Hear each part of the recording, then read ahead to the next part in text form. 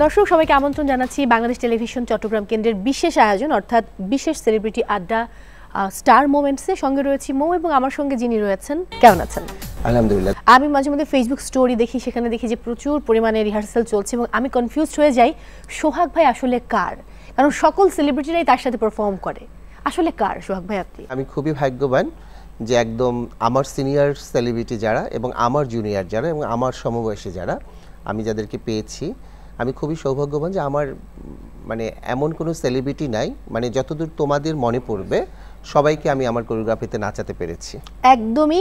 But আমি একটু জানতেই চাই যে আপনার আসলে সেলিব্রিটিদের মধ্যে সবচেয়ে কাছের বন্ধুকে, কারণ প্রত্যেকের সাথে আপনার সখ্যতা আমরা দেখতে পাই। তার ভিতর হাতে গোনা কয়েকজন আছে, যেমন মেহজাবিন আপু কি এক নম্বরে থাকবে? অবশ্যই, কারণ মেহজাবিন চৌধুরী আসলে আমাদের কি বলবো, মানে শুধু সোহাগ ডান্স ট্রুপের সাথে সম্পৃক্ত সেটা না, আমি আসলে কখনো কখনো কোনো পরামর্শ নেওয়ার কারণে, আমার চেয়ে বয়সে ছোট, পরামর্শ তার কাছ থেকে আমি নেই। মানে এটা করব কি করব না, যেমন মেহজাবিনও আমার কাছ থেকে নেয়, আমিও মেহজাবিনের কাছ থেকে পরামর্শ নিই।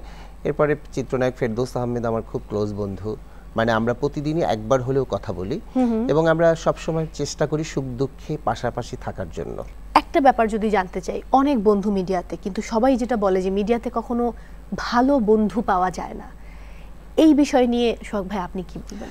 সবাই একই কথা বলে, আবার কিন্তু আমার মনে হয় কি ভালো মন্দ, আমার কাছে ভালো মন্দ মিলিয়ে মানুষ, একটা মানুষ অনেক দিন আমার কাছে ভালো, কোনো একটা কারণে কোনো একটা খারাপ কিছু করলো, সেই কারণে তার পুরো ভালোটা হারিয়ে গেল, সেটা আমি আসলে বিবেচনা করি না। আমি সবসময় মনে করি আমার নিজের ভাই বোনদের মধ্যেও আসলে কখনো কখনো মতের মিল হয় না, কখনো কখনো ঝগড়াঝাটি হয়। আমার কাছে আসলে ভালো মন্দটাকে আমি যেরকম নিতে পারি, ভালোটাকে নিতে পারি, আমার কাছে সবাই ভালো। যদি একটু জানতে চাই যে খারাপ সময়ে আপনার পাশে থেকেছে এমন কজন বন্ধুর নাম, তাহলে কাদের কথা আসবে? আসলে খারাপ সময় না, অনেক সময় অনেকে থাকতে চাইলেও পারে না, হয়তো বুঝে উঠতে পারে না যে কিভাবে থাকবে, কি করবে বা মানে কি করা উচিত, এটা ভাবতে ভাবতে একটা সময় লেগে যায়। তো তারপরে আসলে আমি আমার খারাপ সময়গুলোতে আমি যাদেরকে পাইনি, আমি মোটেও তাদের উপর কোনো অভিমান রাখিনি, কারণ এটাই নিয়ম পৃথিবীর। এই নিয়ম মেনেই সামনের দিকে এগিয়ে যেতে, ওটার জন্য মন খারাপ করে বসে থাকলে তখন আসলে আমাকে অনেক সময় খারাপ সময় যারা পাশে যাদেরকে পাইনি, তারা বরং আমাকে দেখে লজ্জা লাগতো, আমাকে দেখে লজ্জা পেত, কথা বলবে কি বলবে না, কিন্তু আমি তাদেরকে জড়িয়ে ধরেছি সবসময়। আর যাদেরকে পেয়েছি সেই গুটি কয়েক নাম নাইবাসকে বললাম, এখন তাহলে অন্যরা মন খারাপ করবে, সবাই আসলে আমার কাছের ভালো চায়। সোহাগ ডান্স ট্রুপের কত বছর হলো? আপনার তো ক্যারিয়ারের এক যুগ পূর্তি হয়ে গেছে, সোহাগ ডান্স ট্রুপের কত বছর হলো? সোহাগ ডান্স ট্রুপের প্রায় 20 বছর। আর প্রথম হাটিহাট আমার দেশের বাড়ি বরিশাল, তো ওখান থেকে শুরু সোহাগ ডান্স ট্রুপ, কিন্তু যেটার বহিঃপ্রকাশ ঘটেছে ঢাকায় এসে, এবং 2008-9 সাল থেকে আমার মোটামুটি ফোকাস। আমি তার আগে অনেক চেষ্টা করেছি। তাহলে তো আমি 12 বছর এক যুগ বলতে পারি না, এটাকেও আমাকে 20 ইয়ার্সই বলতে হবে। হ্যাঁ হ্যাঁ, সোহাগ ডান্স ট্রুপের 20 বছর। আর তোমরা আমাকে দেখছো খুব বড় কাজে, ভালো কাজে, যেগুলোতে ফোকাস হয়েছে আমি, সেটা এক যুগে ধরতে পারো।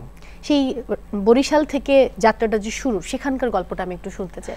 আমার বরিশাল সদরে আমার বাসা, আমার বাসার পাশে একটি সংগঠন ছিল খেলাঘর, খুব তুমি জানো যে খেলাঘর আমরা সবাই পরিচিত। তো আমার খেলাঘরের নাম ছিল শুক্তারা খেলাঘর আসর, একদম আমার ঘরের পাশেই। আমার খালা ছিল সেই খেলাঘরের সাধারণ সম্পাদিকা, তো খালার হাত ধরে ওখানে যাওয়া, ছবি আঁকা, নাচ গান শেখা, এলাকার ওখানকার যারা খেলাঘরের ডান্স টিচার, তো সেখানে প্রথম যে পারফরমেন্সটা আমাকে শিখিয়েছিল সেটা মঞ্চে আমি খুব ভালো করেছিলাম, বাহবা পেয়েছি। তখন ফ্যামিলি সিদ্ধান্ত নিয়েছে যে যদি শিখাই তাহলে ভালো করে শিখাবো।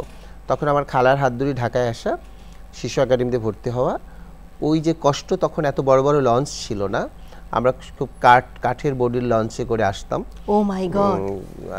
এসে শুক্রবার সকালে ক্লাস করতাম, সারাদিন শিশু একাডেমির গাছের নিচে বসে থাকতাম, আবার বিকালবেলা আবার লঞ্চে চলে যেতাম। তখন ঢাকায় থাকার কেউ ছিল না বা একদিনের জন্য, আর এটার জন্য আসলে মানে এক বেলার জন্য কোথায় যাওয়া হবে, তো ওরকম করে করে আসলে আমি নিয়মিত ছিলাম না কখনোই, হয়তো মাসে 2টা ক্লাস করতাম, আবার পরের মাসে 3টা করতাম, এরপরে আমি সুরঙ্গমায় ভর্তি হয়েছি। সেই সময়ে এভাবে লঞ্চে করে এসে পারফর্ম করা, শেখা এবং সেই শেখার মধ্য দিয়ে নিজেকে আরো বেশি উজ্জীবিত করা। আমি একটা ব্যাপার একটু জানতে চাই, মফস্বলে যেহেতু আমি আমার ছোট ভাই নাচ শিখতাম, তো ছেলেদের নাচ শেখা নিয়ে মফস্বলে নানা রকম কথা হয়, এই পরিস্থিতিগুলো আপনি কিভাবে মোকাবেলা করেছেন, আপনার ফ্যামিলি কিভাবে নিয়েছে? আমাদের বরিশাল শহরটা এমন ছিল যে খেলাঘরের সংখ্যা ছিল প্রায় 30-40, তো প্রতি এলাকায় একটা দুটো করে খেলাঘর ছিল। মানে আমাদের ছোটবেলায় তখন না প্রতি মাসে বিভিন্ন খেলাঘরে প্রোগ্রাম হতো, তো পুরো সাংস্কৃতিক পরিমণ্ডলই আমাদের বেড়ে ওঠা। সেখানে আমার ওখানে কোনো আর ঝামেলা হয় না, বাট স্কুল কলেজে আমাদের অনেক ঝামেলা পোহাতে হয়েছে। যে স্কুলে কোনো দিন পারফর্ম করতে হতো, পরের দিন ছেলেমেয়েরা মেয়েদেরকে যেরকম টিস করে আমাদেরকে টিস করতো, গান গাইতো, যেই গানটা পারফর্ম করতাম ওটা ব্যঙ্গ করে গান গাইতো, বা বিভিন্ন পচা কথা বলে ডিস্টার্ব করতো। সমাজের বিভিন্ন শ্রেণীর মানুষরা ভাবতো এটা মেয়েদের নাচ, ছেলেরা কেন করবে, ছেলেরা নাচলে মেয়েদের মতো হয়ে যাবে, এই কমন কথাটা। কিন্তু সেই যারা আমাদেরকে খ্যাপাতো তারা আবার এখন দেখলে খুব জড়িয়ে ধরে, অ্যাপ্রিসিয়েট করে, বলে যে ওই সময় ভুল করেছি। এটাই আসলে পাওয়া। আর ওই সময় ওই কথাগুলোকে আমি একদমই পাত্তা দিইনি, আমার টার্গেটই ছিল নাম্বার 1। একদম, এবং সেই জায়গাটা কিন্তু আপনি ধরে রেখেছেন এত পরিশ্রমের মধ্য দিয়ে, এত স্ট্রাগল, এত ওঠানামা জীবনের। একটা ব্যাপার যদি জানতে চাই, যে আপনি তখন বলছিলেন আপনার সিনিয়র যারা, আপনার সমসাময়িক, আপনার পরবর্তী প্রজন্ম, তার পরবর্তী প্রজন্ম, সবার সঙ্গেই কিন্তু আপনি পারফর্ম করেছেন, সবাই আপনার কোরিওগ্রাফিতে পারফর্ম করেছে। সো এর মধ্যে যদি এমন কারো কথা বলতে বলি যাদের সাথে কাজ করে বা যাকে আপনার কোরিওগ্রাফিতে কাজ করাতে পেরে আপনি নিজেকে খুব ধন্য মনে করেন? কয়েকজনই আছে, যেমন সাদি ইসলাম মৌ, অসাধারণ। ওনার আসলে এত বেশি ডিসিপ্লিন, ওনাকে নাচ কম্পোজ করতে গিয়ে উল্টো আর ওনার কাছ থেকে অনেক কিছু শিখে আসা যায়। যে একদম দেখা গেল যে কোরিওগ্রাফারের আগেই উনি টাইম মতো পৌঁছে যায়, মানে আমার আগে, এবং কোনো প্যারা দেয় না। বিশেষ করে অনেক নায়িকারা হয় কি কাপড়ের অনেক প্যারা দেয়, কোনটা পরবো, বা এটা নিজে সংগ্রহ করেন, এটাকে আমাকে ম্যানেজ করতে হয়, এমনকি হাতের চুড়িটাও আমাকে কিনে দিতে হয়। কিন্তু এই ব্যাপারে সাদি ইসলাম মৌ একদম সে নিজেই কারো উপর ভরসাই করে না, সে একাই মার্কেটে যায়, একাই নিজেকে সাজানোর ট্রাই করে। তো আমার অনেকখানি প্যারা কমে যায় আর কি। তো সেক্ষেত্রে সাদি ইসলাম মৌকে সেলুট, এবং এত সুন্দর করে সে নাচটাকে কম্পোজিশন করে, এত রিহার্সাল করে, এত মুখস্থ করে। সেম মৌ আপুর মতো তারিন জেহানের বেলায়ও তো আমার মানে খুবই কাছের তারিন আপু। তো তারিন আপু একদম বিশেষ করে রিহার্সাল ফ্লোরে সে আমরা হাঁপিয়ে যাই, কিন্তু সে নন স্টপ রিহার্সাল করতে থাকে। এক এক রকম দক্ষতা, যেরকম আমাদের ট্যালেন্ট, আমি নৃত্যশিল্পীদের কথাই বলবো, অপি করিম, ঈশিতা, ভাবনা, চাঁদনি, নাদিয়া, বিজুরি, রিচি, তো মোনালিসা, তো শ্রাবন্তী, মানে এরা যারা যারা ছিল আর কি, এখন এই সময়ে সে রিদি শেখ, ইভানা, মিম চৌধুরী, সিনথিয়া ইয়াসমিন, টুইঙ্কেল, নতুন যারা এসেছে, তো সব কিছু মিলে সবাই অনেক ট্যালেন্ট। এই সব ট্যালেন্টের সাথে কাজ করতে গিয়ে আমি কিন্তু আরও নতুন কিছু শিখি। ট্যালেন্টদের সাথে কাজ করার তুমি তো নিজেই বোঝো, তুমি যখন উপস্থাপিকা হও, যে সামনের যার তুমি সাক্ষাৎকার নাও, সে যদি অনেক সুশিক্ষিত হয় এবং কথা বলে আনন্দ পাওয়া যায়, তুমি তার কাছ থেকে দু একটা শব্দ শিখে নিয়ে যেতে পারবে। এরকমই আসলে নিঃসন্দেহে এই প্রজন্মের কারো কথা যদি জানতে চাই, তার কাজের সাথে আপনি খুব ওতপ্রোতভাবে জড়িত এবং আপনার কাজ করতেও ভালো লাগে। আমি এখন আসলে এই প্রজন্মের আমি নৃত্যশিল্পীদেরকে যদি বাদ দিই, কারণ যেহেতু আমার অনেক রকম সেলিব্রিটিদের সাথে কাজ করতে হয়, সেক্ষেত্রে আমার মনে হয় যে ডান্সের দিক থেকে যদি দক্ষ মনে হয় স্টেজে, তাহলে অবশ্যই আমি নুসরাত ফারিয়াকে 1 নম্বর দিব। রাইট, আমি আপনার সাথে একমত।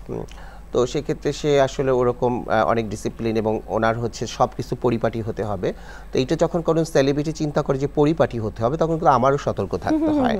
আবার কোনো কোনো সেলিব্রিটি আছে দায় সারা, বলে কি তুমি ভিডিও করে পাঠিয়ে দেও, আমি রিহার্সালটা করে নেব, তখন সেটা কিন্তু ওরকম ডিগ্রেড সিগ্রেডের হয়, প্রপার হয় না। এভাবে আরও একজন আছে আমাদের একদমই সর্বকনিষ্ঠ দিঘি, সে ভীষণ এক্সপার্ট ডান্সে, জানি না তোমার চোখে কখনো লেগেছে কিনা। রাইট, এটা আমি বহুবার দিঘিকে বলেছি, ও খুব ভালো পারফর্ম করে, ওর চোখ কথা বলে। চোখ কথা বলা শিল্পীরা কিন্তু খুব কম, মানে আমার কাছে এই প্রজন্মে সে দিঘিকে খুব এক্সপার্ট মনে হয়। তারপরে নর্মালি আমার যারা স্টুডেন্ট আছে, আমি যদি যেমন সাবিলা নূর আমার একদম ছোটবেলা থেকে নাচ শেখে আমার কাছে, দেন আঁচল, ও নৃত্যশিল্পী থেকে নায়িকা, তমা মির্জা আমার ছাত্রী ছোটবেলা থেকে, অপু বিশ্বাসও কিন্তু নৃত্যশিল্পী থেকে এখানে এসেছে, বিদ্যা সিনহা মিমও অনেক ভালো পারফর্ম করে। মেহেজাবিন যেহেতু নৃত্যশিল্পী না, লাখ সুন্দরী হবার পরে একটু একটু করে নাচের দক্ষতা বা যেই গানটাকে ওকে দেওয়া হয় সেই গানটার উপরে কম্পোজিশন করে একটা নাচ করে দেওয়া হয়। আমার মনে হয় তার কাছে কোনো না নেই, সে সব কিছুতে পারদর্শী। মানে ওই যে রিহার্সেল করে বা নিজেকে যে তৈরি করার একটা প্রক্রিয়া, সেটা তার মধ্যে অনেক বেশি। হ্যাঁ, সে চেষ্টা করে, যেহেতু সে নৃত্যশিল্পী, সে বারবার কিন্তু বলে, অনেকে আমাকে কমপ্লেইন করে যে নৃত্যশিল্পীদের বাইরে কেন এত মডেল বা নায়িকারা কেন।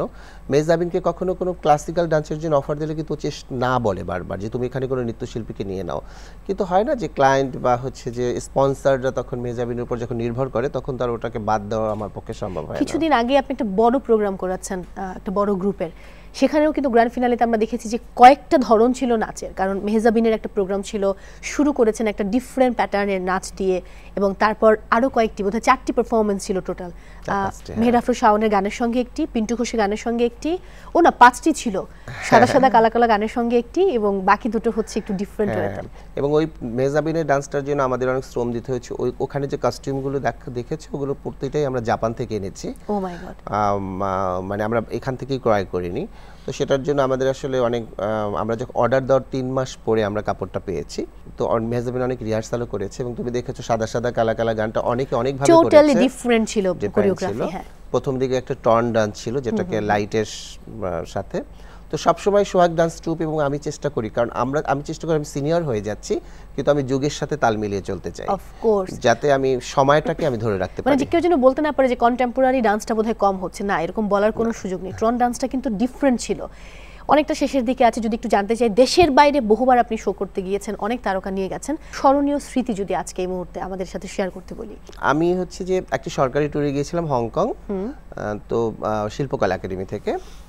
তো ওখানে হচ্ছে যে আমাদের ডান্স ডিরেক্টর ছিল ফারহানা চৌধুরী বেবি, এবং 29 জনের একটা ডান্স টিম গিয়েছিলাম, তার ভিতরে আমরাই জুনিয়র ছিলাম, বাকি আমাদের সিনিয়ররা ছিল অনেক, মানে তো তখন হচ্ছে যে ওই সময়টায় মনে আছে যে যারা নৃত্যশিল্পী তাদের 25 বছরের ভিতর বয়স হতে হবে। তো আমরা তখন 25-এর নিচে বয়স ছিল আমাদের। তো তখন হচ্ছে যে যেই দিনকে আমাদের প্রথম ওপেনিং প্রোগ্রাম, সেদিন হচ্ছে ওই 29 জনের ভিতর থেকে 2 জনকে সিলেকশন করছে, তার ভিতর আমি একটা ছেলে আর একটা মেয়ে, বিনতি ওর নাম, ও এখন কানাডায় থাকে। যে এক একটা লাইট জ্বলে উঠবে, এক একটা দেশ একটা মুদ্রা করে, যার যার ট্র্যাডিশনাল মুদ্রা দিয়ে দাঁড়াবে, সারা পৃথিবী জুড়ে কমপক্ষে 30-40টা দেশ। তো আমরা ওইটা হচ্ছে সন্ধ্যায়, আমরা সকালবেলা শপিংয়ে গিয়েছিলাম। তো আমাদের যে টিম লিডার উনি বারণ করেছিল, শপিংয়ে গিয়ে আমরা সবাই হারাই গেছিলাম। ও মাই গড, তারপর কি হলো? তো মানে যেখানে আমাদেরকে গাইড ঠিক মতো দেওয়া হয়নি যে শেষ করে এখানে আসবা, সবাই বলছে সবাই সবার মতো কেন 1 ঘন্টা 2 ঘন্টা পরে আমরা একসঙ্গে গেটের কাছে আসব, বাট এরকম করে। তো আমাদের আসতে আসতে বিকাল 4টা 4:30 বেজে গেছে। তো কেউ আসলে মেকআপ শেষ করতে পারে না। তো মেকআপ শেষ না করতে, যে আমাদের যে হোটেলে রেখেছিল সব গাড়ি আমাদেরকে রেখে চলে গেছে, কিন্তু এখন যদি বাংলাদেশ ওখানে অ্যাটেন্ড না করে তারা বাদ পড়ে যাবে এই দেশ। তখন আমাকে আর বিনতিকে কার্টুন ছবিতে যেরকম ফরওয়ার্ড করে, যেরকম মানে রেডি করে, ওরকম করে এরকম করে সবাই মানে মনে করো ছিঁড়ে ফেললো আমাদেরকে, এরকম করে রেডি করে আমাদেরকে ট্যাক্সি করে পাঠিয়ে দিয়েছে। আর কেউ রেডি হতে পারে না, আমরা দুজনেই শুধু, কিচ্ছু চিনি না, একটা কার্ড ছিল আমাদের কাছে। এবং আমরা একদম সিনেমার ভিতরে যেরকম দৌড় দেয় না মাস্তানরা, যখন তারা করে, দৌড় দিয়ে আমরা মঞ্চে উঠেছি, উপস্থাপনাটা শুরু হয়েছে, মানে আমরা হাত দিয়ে দাঁড়িয়েছি, সাথে সাথে আমাদের লাইটটা জ্বলে উঠছে, এবং আপনারা তখন আপনাদের কাজটুকু করতে পেরেছি। এরপরে সবাই যখন এসেছে, বাকিরা সবাই, তখন সবাই অনেক কান্নাকাটি করেছিলাম আমরা। খুব স্বাভাবিক, এটা একটা ভীষণ স্মরণীয় স্মৃতি। অনেক অনেক ভালোবাসা আজকে আমাদেরকে সময় দেওয়ার জন্য, এবং সুদূর চট্টগ্রামে এসে সময় দেওয়াটা চারটেখানি কথা নয়। আমরা চট্টগ্রাম বাংলাদেশ টেলিভিশন থেকে আপনার প্রতি অনেক কৃতজ্ঞতা প্রকাশ করছি। দর্শকদের উদ্দেশ্যে ছোট্ট করে কিছু বলুন। বাংলাদেশ টেলিভিশন চট্টগ্রাম কেন্দ্র সকল দর্শকদেরকে অনেক অনেক শুভেচ্ছা এবং ভালোবাসা রইল। আমি সবার উদ্দেশ্যে একটি কথা বলতে চাই, আমাদের দেশের বর্তমান যে পরিস্থিতি, অন্ধবিশ্বাস, কুসংস্কার, মানব সভ্যতাকে যে বিপর্যয়ের দিকে নিয়ে যাচ্ছে, এই সময় দরকার সুস্থ সংস্কৃতি চর্চা। আর আপনার সুস্থ সংস্কৃতি চর্চার মাধ্যমে আপনি আপনার সন্তানকে একটি ভালো মানুষ হিসাবে দেশের কাছে তুলে ধরতে পারবেন। এই জন্য আমি সবাইকে বলবো, আপনার সন্তানকে সংস্কৃতির যে কোনো একটি মাধ্যমে, সেটা ছবি আঁকা, গান, নাচ, যন্ত্রসঙ্গীত, যে কোনো কিছুতে একটা আপনি জড়িয়ে দেবেন, দেখবেন আপনার সন্তানটা মানুষের মতো মানুষ হবে। দর্শক, বিদায় নিচ্ছে আজকের মতো। স্টার মোমেন্টস থেকে দেখা হচ্ছে আবারও, অবশ্যই অন্য কোনো সেলিব্রিটিকে সঙ্গে নিয়ে। সবাই অনেক ভালো থাকুন, নিরাপদে থাকুন, আর চোখ রাখুন বাংলাদেশ টেলিভিশন চট্টগ্রাম কেন্দ্রের পর্দায়।